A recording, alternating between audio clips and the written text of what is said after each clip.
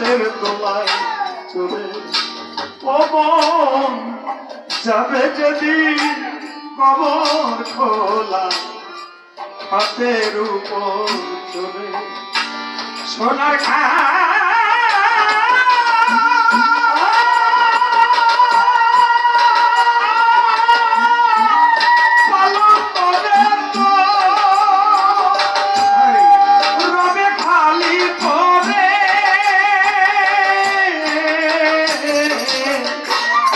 যাবে যদি শ্মশান ঘাটে বাঁশের দোলায় চলে পবন যাবে যদি কবর খোলা হাতের উপর চলে তোরা যদি শ্মশান ঘাটে বাঁশের দোলায় চলে তোরা যাবি যদি